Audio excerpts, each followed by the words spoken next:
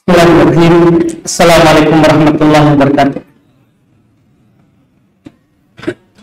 Alhamdulillahirabbil alamin. Wassalatu wassalamu ala Rasulillah wa ala alihi wa ashabihi wa man tabi'ahum bi ihsan ila yaumiddin. Amma ba'd. Kaum muslimin wal muslimat, jamaah salat maghrib rahimani wa rahimakumullah. Alhamdulillah, pada malam hari ini kita kembali melanjutkan kajian rutin kita di masjid ini setelah kita libur, alhamdulillah, hampir 2 bulan kayaknya. Untuk pertemuan pertama ini saya mau sampaikan hadis. Tadi saya lihat ada hadis riwayat Imam Ahmad dan selainnya terkait dengan mendatangi majelis ilmu. Bagus untuk kita baca sebagai faedah di pertemuan perdana kita di malam hari ini, supaya kita tentunya kembali bersemangat bahwa apa yang kita lakukan keluar dari rumah kita, kadang meninggalkan kenyamanan di rumah, meninggalkan hal-hal yang mungkin membuat kita merasa nyaman dan istirahat di kehidupan kita ini. Tapi ketahuilah, kalau kita mendatangi majelis ilmu itu bukanlah hal yang sia-sia. Ini hadis kisah dari seorang tabi'in yang bernama Katsir ibnu Qais. Dia belum bercerita, kuntu jalisan ma'a Abi Darda. Saya pernah sedang duduk-duduk bersama Abu Darda, sahabat yang mulia, yang merupakan ahli ibadah dari sahabat Nabi, siang puasa, malam sholat, tidak tidur. Bahkan istrinya pernah tidak berhias lagi karena tidak pernah diinginkan lagi oleh suaminya ini, Abu Darda. Dia punya kisah, beliau dipersaudarakan oleh Nabi dengan Salman Al-Farisi di awal hijrah ke Madinah. Sampai Salman pernah datang ke rumahnya dalam keadaan istri dari saudaranya ini sudah tidak berhias lagi. Ditanyalah oleh saudaranya, ada apa kamu? Kenapa penampilanmu seperti itu? Sudah seperti wanita yang ditinggal mati oleh suaminya. Maka dia berkata, itu saudaramu tidak menginginkan lagi saya tentunya, katanya. Sudah tidak ada lagi peduli terhadap dunia. Siang puasa, malam sholat. Maka Salman Al-Farisi menasihatinya bahwa istrinya itu punya hak terhadap dirinya. Maka dia pun menemani saudaranya itu bermalam. Saat Abu Darda mau bangun sholat, dia tahan, tidur. Mau bangun sholat, tidur. Sampai akhir malam baru diizinkan untuk bangun. Saat dia mau makan sahur, dia tahan. Tidak boleh kamu makan. Iya, dia tidak izinkan untuk makan sahur. Setelah itu dia menasihati saudaranya. Wa inna ala nafsika alaika haqqan. Sungguh kamu itu, dirimu punya hak terhadap dirimu. Artinya butuh istirahat, butuh tidur, siang butuh untuk selang-seling puasa, sekali tidak, sekali puasa. Dirimu ada hak. Wa inna ala ahlika alaika haqqan. Keluargamu ada hak terhadap dirimu. Akhirnya dia mengeluhkan hal itu kepada Nabi karena masih hidup Nabi. Maka Nabi membenarkan Salman. Betul dikatakan oleh saudaramu itu. Kamu butuh istirahat. Istrimu butuh kepada dirimu. Ini sahabat. Sepeninggalan Nabi dia berpindah dari Madinah ke Suriah. Di kota Damaskus. Pegang masjid. Ini dia. Jadi seorang Kathir ibn Qais bercerita, saya pernah sedang duduk bersama Abu Darda di masjid di Damaskus, di sebuah masjid daerah Damaskus, kota Suriah. Faja'ahu rajul, maka datang kepada beliau seorang laki-laki. Faqala, dia berkata, ya Abu Darda, wahai Abu Darda. Dia panggil sahabat Nabi tentunya dengan nama kunyah, nama panggilan. Inni ji'tuka min Madinati Rasul sallallahu alaihi wa ala alihi wasallam. Saya datang kepadamu dari kota Nabi, dari Madinah ke Suriah sana. Jauh sekali. Kalau jalan kaki bisa 2 bulan. Perjalanan dulu tentunya tidak ada mobil seperti kita sekarang ini. Dia berjalan dari kota Nabi, Madinah, ke Suriah, kota Damaskus. Kenapa? Li hadithin balagoni annaka tuhaddithuha an Rasulillah. Karena ada sebuah hadits sampai kepada saya bahwa kamu bercerita dari Rasulullah. Ingin dengar langsung dari sahabat. Karena satu hadits. Bayangkan berjalan dari kota Nabi yang keutamaannya sholat di kota Nabi 1000 kali lipat dibandingkan sholat di Suriah, di Damaskus. Tapi dia korbankan itu untuk satu hadis. Tingginya itu nilai ilmu di masa itu. Iya. Perjalanan tentunya panas, matahari, angin, debu. Iya. Kalau kita bandingkan dengan keadaan kita ini, tidak seberapa. Kita sampai di sini, rambut kita masih rapi. Baju kita masih lurus, disetrika oleh istri kita di rumah. Iya, tidak ada badai pasir yang menimpa kita di perjalanan. Bahkan kita ke sini datang dengan mobil ber-AC. Jadi kita belum seberapa. Jangan merasa bahwa kita lakukan ini besar. Ini dia berjalan dari kota Nabi ke Damaskus karena satu hadis. Sampai kepada saya katanya, kamu menyampaikan dari Rasulullah. Maji itu lihat. Saya tidak datang ke sini karena ada kebutuhan lain. Hanya itu saja. Karena itu. Iya. Qala, maka ketika mendengarkan itu, Abu Darda memberikan kepadanya kabar gembira sebelum menyampaikan hadis. Kata Abu Darda, fa inni sami'tu Rasulullah sallallahu alaihi wasallam yaqul. Sesungguhnya saya mendengar Rasulullah sallallahu alaihi wasallam bersabda. Man salaka tariqan, ini potongan ini sering kita dengar. Tapi panjang ini hadisnya karena beliau sampaikan semua hal yang panjang yang disampaikan oleh Nabi terkait dengan orang yang rela tinggalkan rumah, keluarga untuk ilmu. Untuk mendengarkan hadis, bermajelis di masjid. Kata Abu Darda, sungguh saya mendengar Rasulullah sallallahu alaihi wasallam bersabda, "Man salaka tariqan yatlubu fihi ilman." Siapa yang menempuh sebuah jalan yang jalan itu dia tempuh untuk mencari ilmu. Untuk mencari ilmu.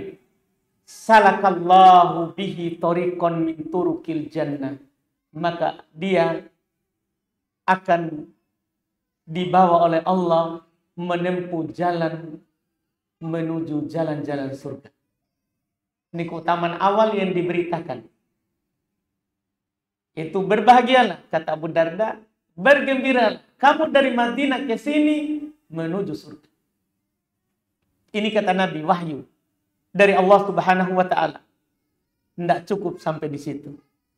Kata Abu Darda, wa innal malaika, Nabi bersabda, wa innal malaikata la tad'u ajnihataha ridon li talibil ilmi. Dan sungguh para malaikat tidak terlihat oleh kita, tapi ini wahyu dari Nabi, dari Allah kepada Nabi kita. Sungguh para malaikat la tad'u, betul-betul meletakkan sayap-sayapnya menaungi orang-orang yang datang belajar, ridon di tolibil ilmi, karena ridho terhadap orang yang belajar itu. Iya, apa yang kita lakukan hari ini dari pagi sampai saat ini, tidak ada nas, tidak ada dalil bahwa Allah ridho. Kecuali yang kita lakukan malam ini. Kita duduk, datang ke sini karena mau mendengarkan ilmu. Para malaikat menaungi kita karena ridho terhadap yang kita lakukan. Ini yang kedua. Sudah kita ke sini, jalan menempuh surga. Sampai di sini dinaungi oleh malaikat. Malaikat Allah ridho terhadap yang kita lakukan.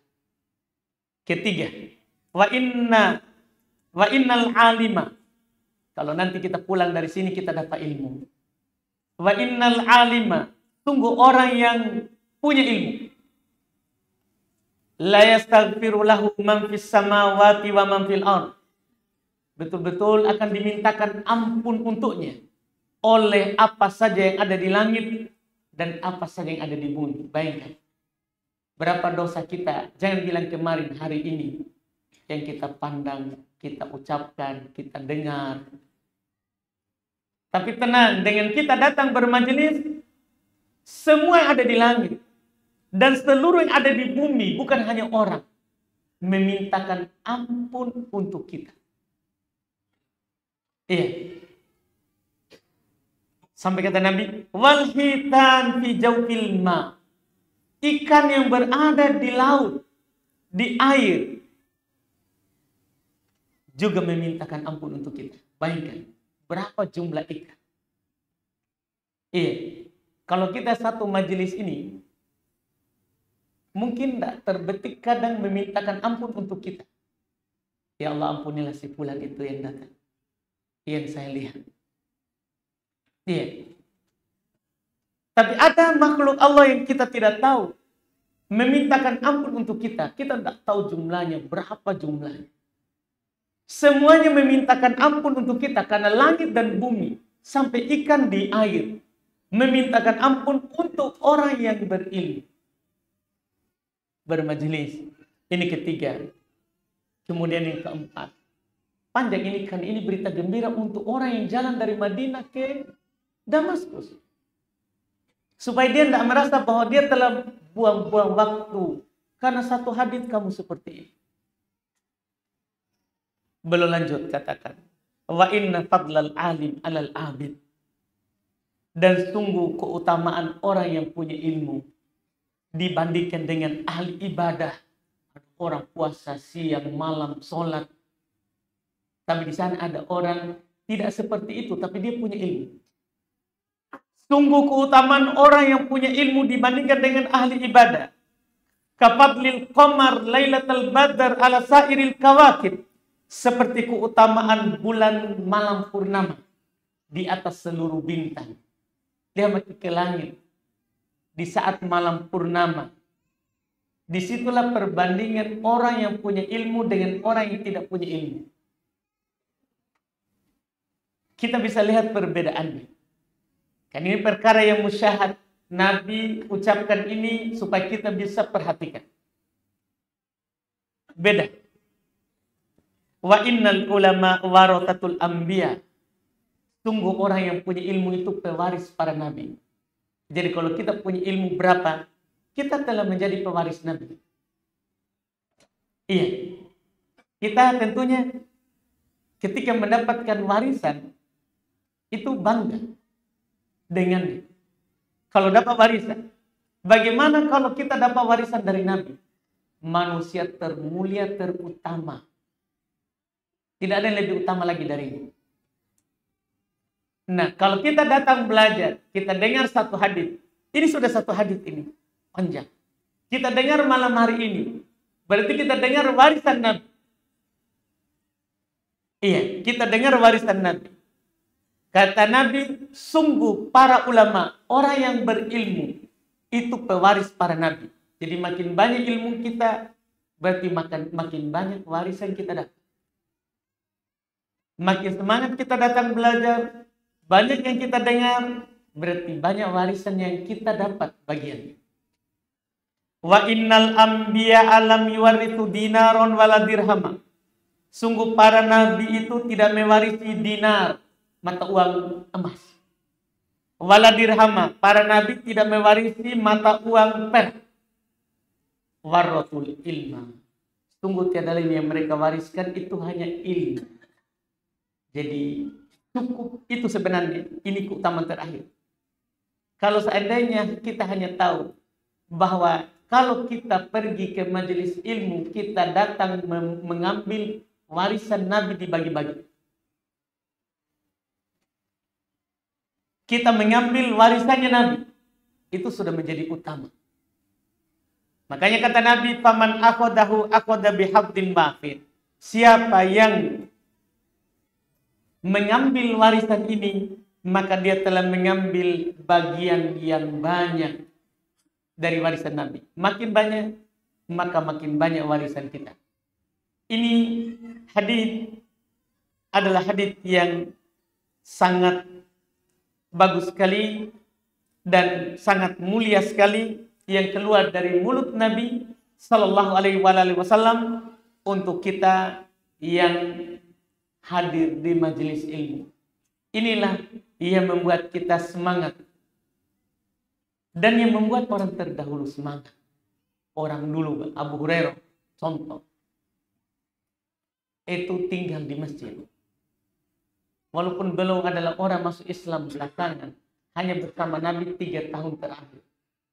Tapi dia tinggal di masjid untuk ilmu.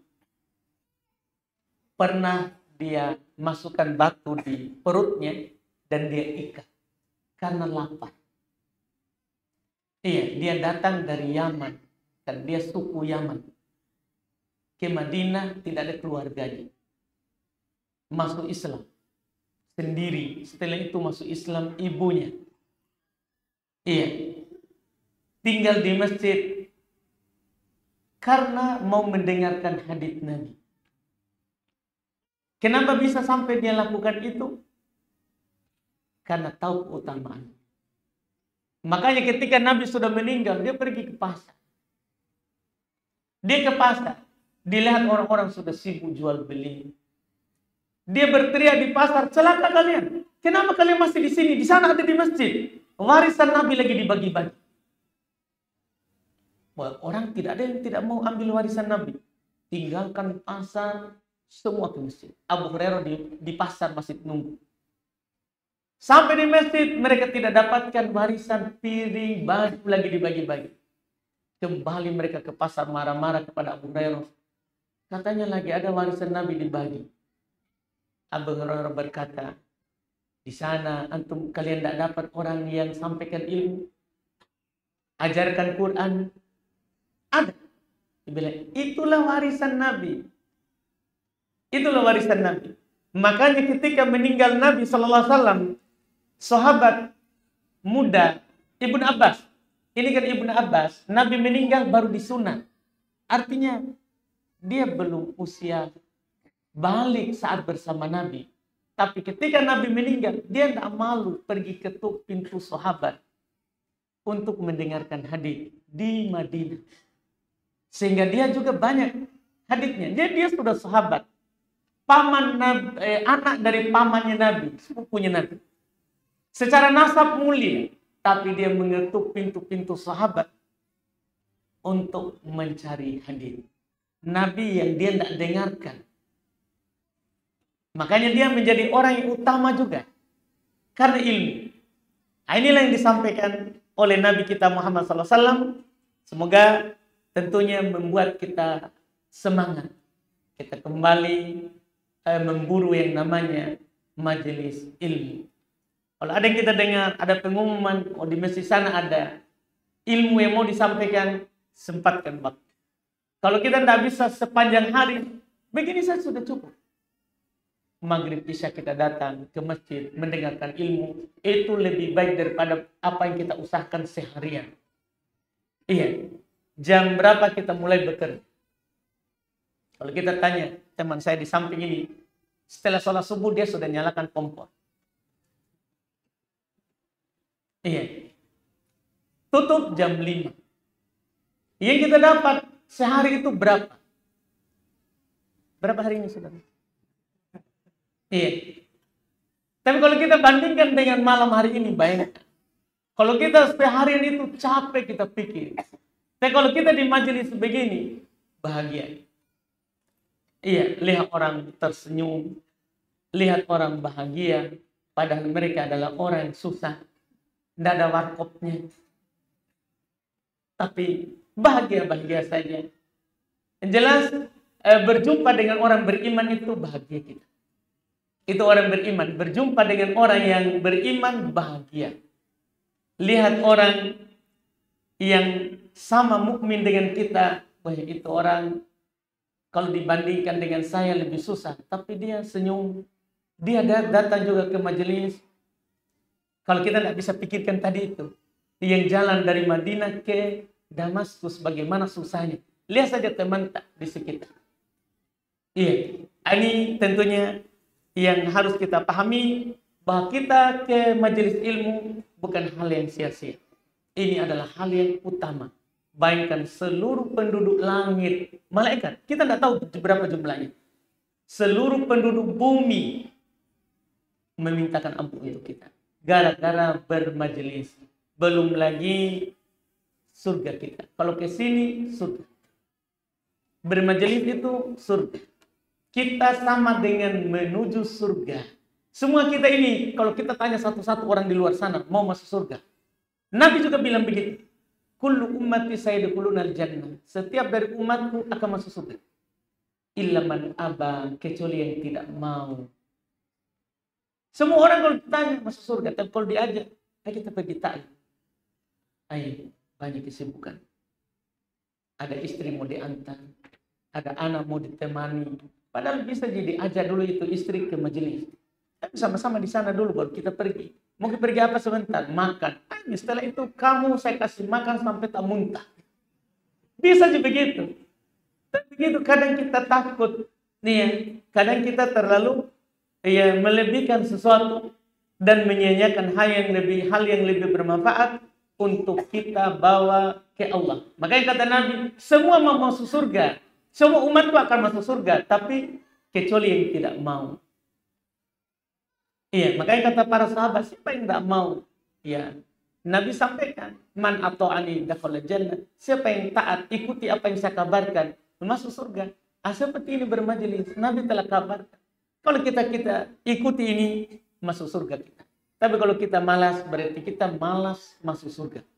Kalau mulai kita malas ke masjid untuk taklim, berarti kita malas ke surga. Karena setiap kita ke majelis, berarti kita rajin ke surga. Ingin masuk surga. Iya. Berarti kita bukan orang yang dikatakan oleh Nabi yang tidak mau masuk surga. Ini hal awal untuk pertemuan ini. Semoga menjadi penyemangat untuk saya pribadi. Supaya juga, karena kalau tidak ada pendorong, malas juga ke sini. Iya. Alhamdulillah tahun ini saya tidak sempat di WA. Kapan Ustaz? Sama teman ini sebelah. Ya biasanya ditagi-tagi. Tahun ini tidak ditagi. Alhamdulillah datang sendiri. Alhamdulillah. Ini karena masa malas kita sudah baca hadis. Iya, ini kan bukan hal yang sia-sia. Tapi ini hal yang bermanfaat untuk kita dunia akhirat. Alhamdulillah kita di majelis fikih ini akan membaca Kitabul Haji. Permasalahan seputar haji. Dan ini sangat tepat waktunya karena beberapa lagi ke depan ini 2 bulan lagi akan masuk di bulan haji. Supaya kita tahu sedikit terkait dengan masalah haji, rukun Islam yang kelima. Kata penulis, kita baca saja dulu judul. Habis. Habis. Baik. Dia bilang tekan depan, Pi. Ya, Ustaz. Baiklah. Pokoknya, saya ikut. Alhamdulillah. Kita katanya cukup, nanti saya baru mulai masuk pembahasan haji. Kalau ada pertanyaan, silakan. Boleh pertanyaan langsung atau kertas. Fadhol.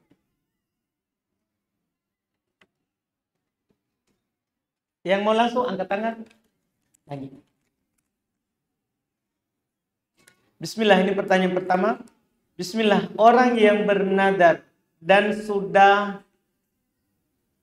terkabulkan, tapi sudah meninggal, apakah wajib dibayarkan oleh anaknya? Iya. Orang yang punya utang, kata Nabi, fadainullahi ahaqqu ayyuqadha.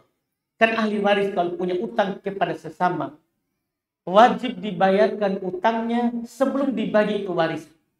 Itu kalau utang sesama. Kata Nabi, fadainullahi ahaqqu ayyuqadha. Utang kepada Allah wajib, lebih berhak untuk diganti. Jadi ahli warisnya gantikan. Tergantung nanti ini nadarnya apa. Kalau puasa, maka ahli waris puasakan. Kalau nadarnya bersembelih, maka ahli waris keluarkan dari harta warisannya. Dari orang tua. Untuk menyembelih, misalnya dia bernadar untuk berkurban, keluarkan dari harta warisannya. Kalau tidak ada harta warisannya, maka seluruh ahli warisnya itu mengumpulkan uang untuk membeli hewan kurban. Kalau nadarnya berkurban. Kalau nadar kasih makan, kasih makan. Kalau nadarnya berpuasa, dia puasakan. Dia puasakan. Nabi telah menaskan hal tersebut. Ia mata wa alaihi siyam soma anhu waliyu. Siapa yang meninggal dan dia punya kewajiban berpuasa, puasa nadar misalnya, dia pernah bernadar, maka walinya yang mempuasakan. Jadi berapa puasa nadarnya, maka ahli warisnya dia bagi-bagi kalau banyak puasanya. Kalau banyak puasanya. Intinya wajib dia bayarkan nadar orang tuanya. Dan di sini disebutkan oleh anaknya. Tidak harus anak, pokoknya ahli waris. Ahli waris itu kan orang tua juga bisa. Kadang seorang anak meninggal, maka orang tuanya, ibu bapaknya dia bayarkan utangnya. Demikian pula kalau ada orang tua meninggal, anaknya atau yang menjadi ahli warisnya. Kalau tidak ada anaknya, turun ke cucunya. Pokoknya intinya adalah ahli waris. Dia bayarkan utangnya. Kemudian kedua, orang yang bernadar dan belum terkabulkan, tapi sudah meninggal. Apakah wajib juga dibayarkan oleh anaknya dan terkabulkan 3 bulan kemudian? Kalau dia bernadar dan belum terkabulkan, tidak ada kewajiban untuk yang meninggal. Karena kan nadar itu kan sama dengan syarat. Nadar itu sama dengan syarat. Karena pengertian nadar adalah ilzam. Asyakhs ala nafsi. Ma laysa biwajib. Seorang mewajibkan dirinya sesuatu yang tidak wajib. Kapan diwajibkan? Tergantung yang dia sebutkan tadi. Karena dia mirip dengan syarat. Ada yang dipersyaratkan, maka ada. Kalau tidak, kalau belum, maka belum. Maka belum. Terus di sini terkabul 3 bulan kemudian. Ada wajib bagi yang sudah meninggal. Tidak wajib bagi yang sudah meninggal. Kalau ahli waris, keluarga, ingin bertatawu, melakukan hal yang sunnah.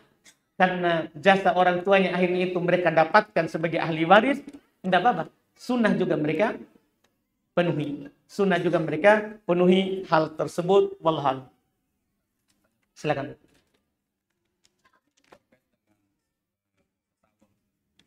Kemarin ada ketemu dengan kawan yang menyatakan kawan anjuran dari para ulama.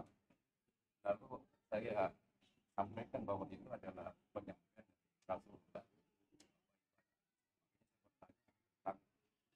dasar dalil yang dia kemukakan tentang pandangan bahwa itu adalah kesepakatan sebagian ulama.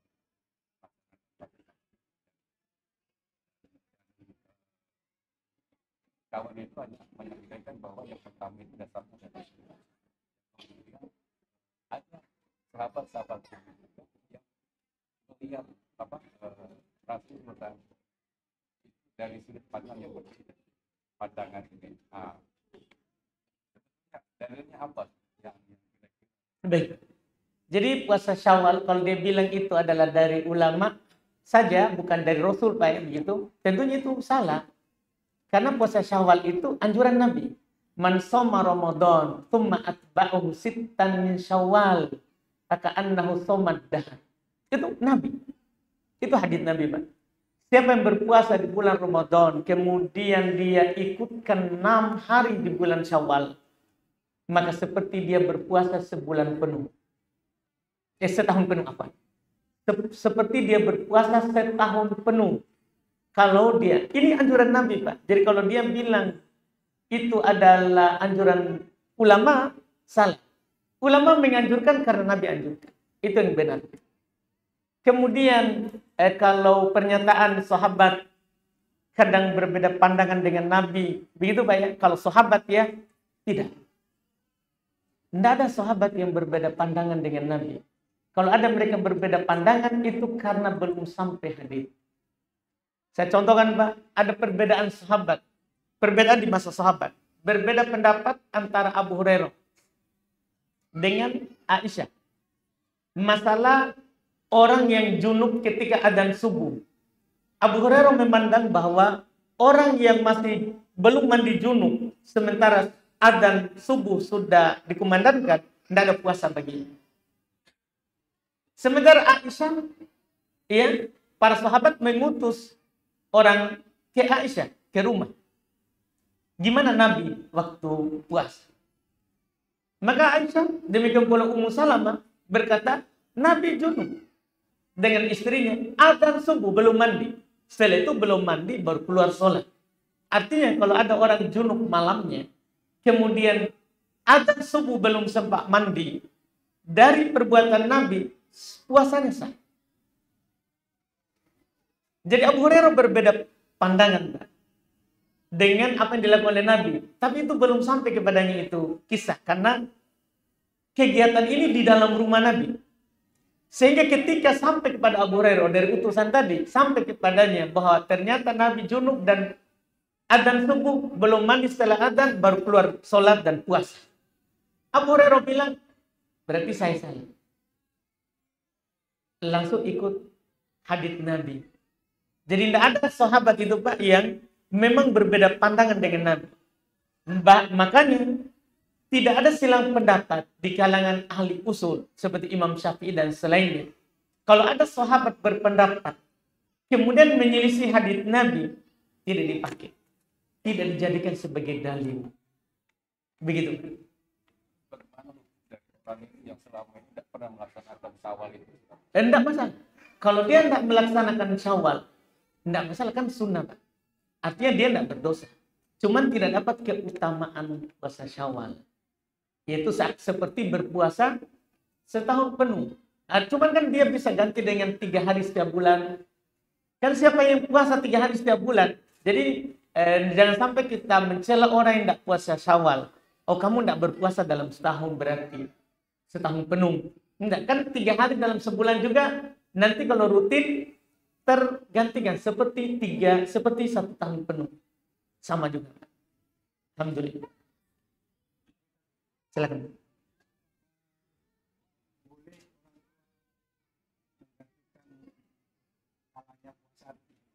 Anaknya sudah meninggal. Oh, kalau masih hidup tidak. Jadi ganti puasa itu tahaqquk maut al-muwarris.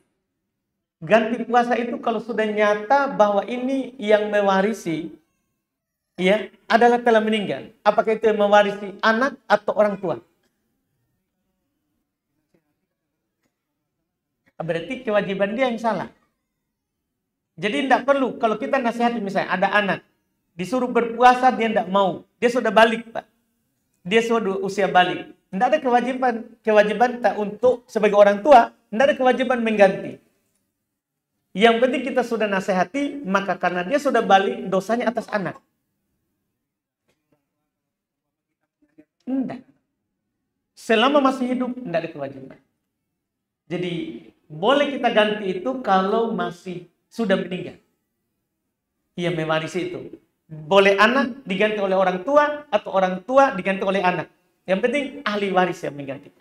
Kalau meninggal. Seperti itu. Ada lagi? Silakan. Sini ada kertas. Apakah zakat fitrah boleh diuangkan saja? Atau harus pakai beras untuk zakat fitrah? Ini pertanyaan sebenarnya sudah lewat ini ya. Tapi saya tahu untuk tahun depan. Iya, untuk tahun depan. Karena ini sebagai ilmu saja untuk tahun depan. Kalau sudah lewat, sudah. Iya, mau di apa? Tinggal kita ya perbaiki saja di masa akan datang. Tidak ada silang pendapat sebenarnya secara asal. Bahwa zakat fitrah itu tidak boleh dengan mata uang. Kenapa? Karena di masa Nabi ada mata uang dinar. Ada mata uang perak. Tapi bersamaan dengan itu, Nabi memfardukan, kata para sahabat. Zakat fitrah itu so'an min tamar, satu sok dari kurma. Yaitu kurma diambil dengan telapak tangan begini, digabung 4 kali. 4 kali ini telapak tangan. Itu diwajibkan dari kurma. Demikian pula satu sok dari syair, gandum. Satu sok dari zabib, kurma, kismis, anggur yang dikeringkan. Sok min to'am, satu sok dari makanan. Jadi sangat jelas makanan. Iya, dan makanan di sini adalah yang menjadi makanan pokok negeri itu. Makanan pokok negeri itu. Karena Abu Sa'id Al-Khudri belum berkata, adalah makanan pokok kami ketika itu bersama Nabi. Kurma, gandum, kismis. Nah, kita sekarang beralih ke makanan pokok. Kebanyakan negeri Islam sekarang, makanan pokoknya adalah beras. Maka itu yang dikeluarkan. Tidak sah dengan uang. Secara umum bahkan ini disepakati. Tidak ada yang menyelisihinya kecuali Abu Hanifah. Abu Hanifah lah yang memiliki pendapat boleh dengan uang. Tapi pendapat ini menyelisihi hadits Nabi. Sehingga tidak dipakai. Tidak dipakai pendapat yang pakai uang. Jadi kalau kita sudah bayar pakai uang, ya, maka itu tidak sah pada dasarnya. Tapi karena sekarang sudah lewat, karena kewajiban zakat itu hanya sampai khotib keluar untuk khutbah Id. Kapan sudah keluar, sudah tidak ada lagi zakat fitrah. Sehingga kalau sudah lewat, sudah kita perbaiki saja masa yang akan datang. Kalau memang kemarin terlanjur dengan uang. Wallahu a'lam. Silakan.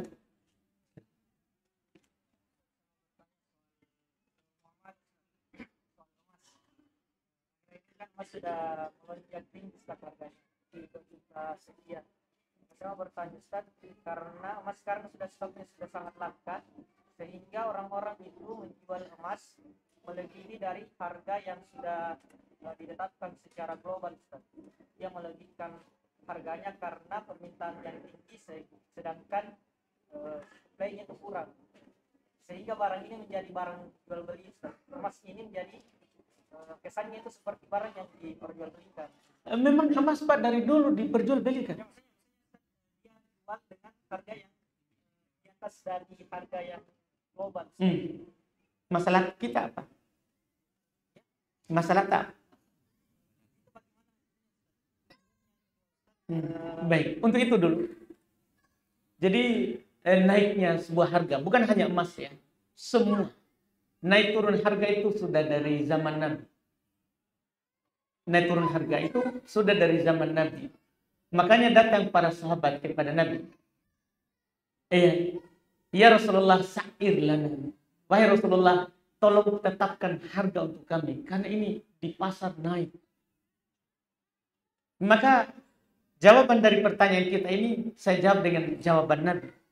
Innallaha wal musa'ir. Allah lah yang menentukan itu harga.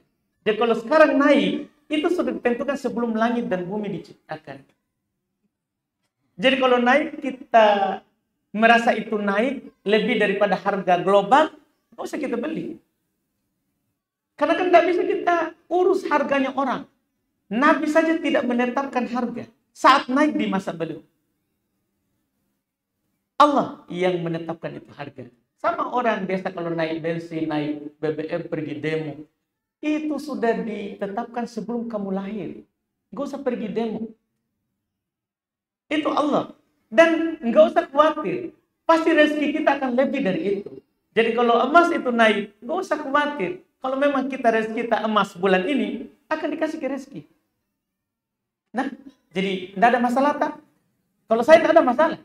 Mau naik turun kan pilihan tak? Untuk beli. Ya kan? Kecuali pemerintah wajibkan beli.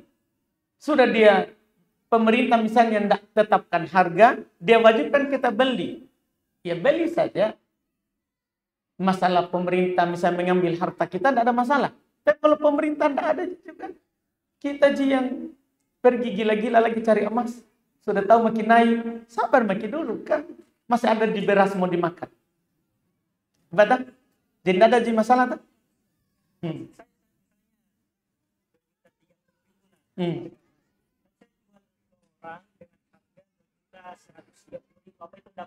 Tidak apa-apa kan?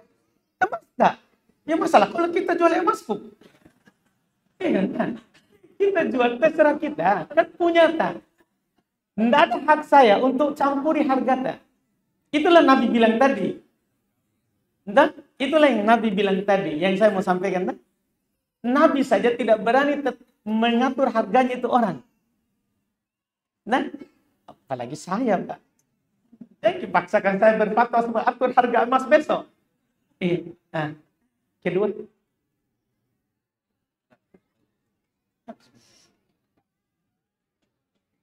Cukup katanya. Baik. Nggak usah marah-marah, Pak.